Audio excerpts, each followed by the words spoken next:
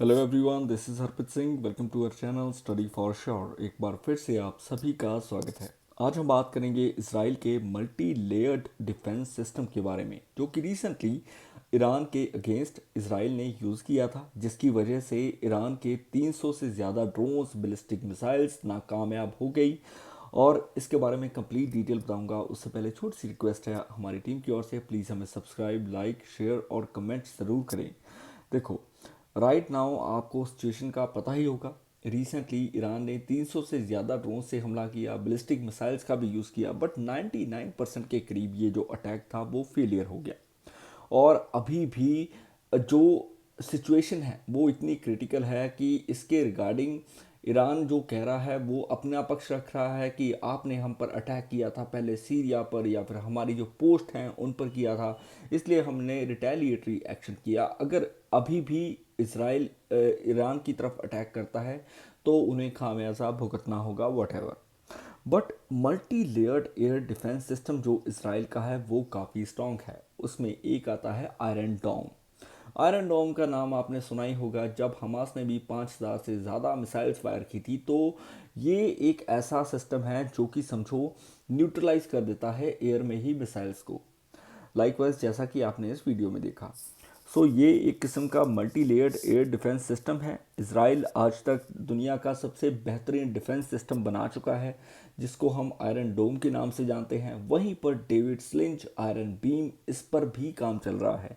David स्लिंज भी अभी working में है, ऑपरेशनल है, जिसने काफ़ी चीज़ें, काफ़ी बैलिस्टिक मिसाइल्स को भी न्यूट्रलाइज किया था। रिसेंटली आपने जो अटैक देखा ईरान की तरफ से, जो कि काफ़ी लीथल था।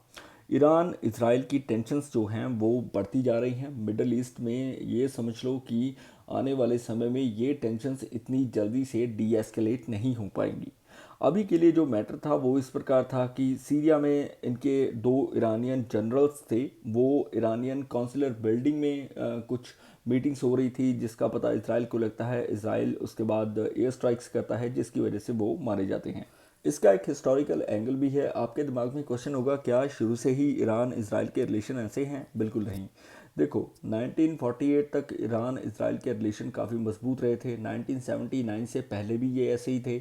और 1979 की जो रेवोल्यूशन होती है उसके बाद एक चेंज देखने को मिलता है, जिसकी वजह से ईरान इसराइल की टेंशन्स बढ़ती जाती हैं।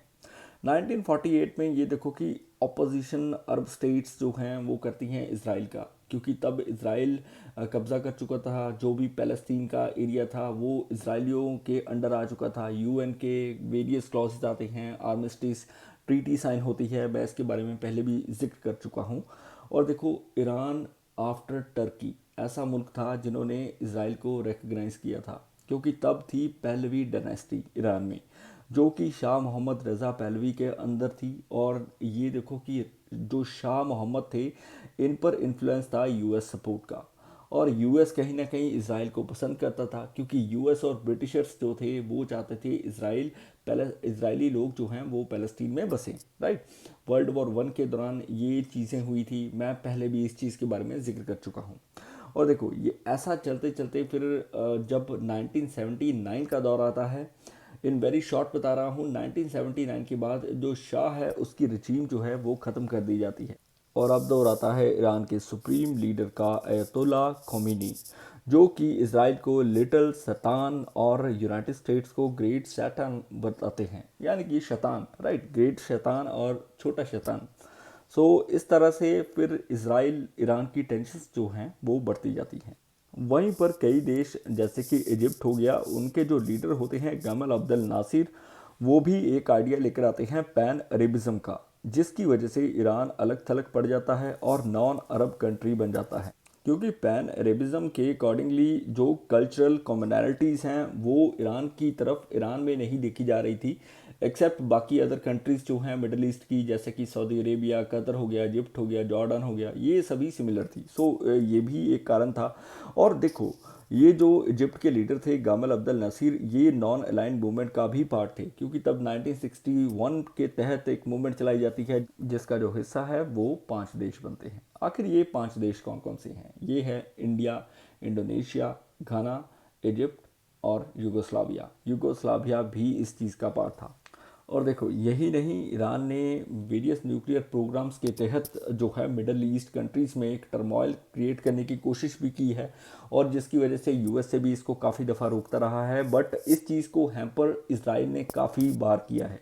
2010 की शुरुआत में ही ऐसा कुछ देखने को मिला था, और जब जो इसराइल था उन्होंने इनकी जो न्यूक्लियर फैसिलिटीज़ हैं उन पर कुछ ड्रोन से हमला किया, अटैक करवाया, जिसकी वजह से इनके जो न्यूक्लियर प्रोग्राम हैं वो वहीं पर ख़त्म कर दिए गए, और ताकि ये न्यूक्लियर पावर ना बन सके। राइट, ये देखो ईरान अगर बन भी जाता है तो ये नहीं होता जैसे किम जोंग उन, उनके पास अगर न्यूक्लियर वेपन है तो उसका नहीं पता कि किसी पर भी चला देगा वो। राइट, नॉर्थ कोरिया की बात कर रहा हूँ।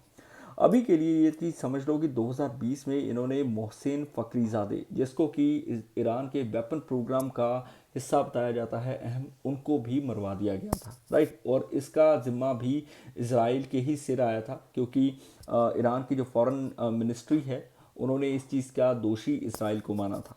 अभी वर्ल्ड कैसे रिएक्ट कर रहा है ये चीज़ें देखकर, देखो यूएन के जो चीफ हैं एंटोनियो गुटरेस, उन्होंने क्रिटिसाइज़ किया है, और वेरियस अदर कंट्रीज़ लाइकवाइज जैसे कि जर्मनी हो गया, ब्रिटेन हो गया, इन्होंने भी कई चीज़ें बोली हैं। जैसे कि फ्रांस ने कहा है कि जो भी ईरान ने किया है वो एक मिलिट्री एस्केलेशन को बढ़ा देगा, और ब्रिटेन कहता है कि ये एक रेकलेस अटैक था। जर्मनी का कहना है कि ये चीज़ को इमीडिएटली रोकना होगा, जो ईरान है उनकी जो प्रॉक्सीज हैं उनको न्यूट्रलाइज करना होगा।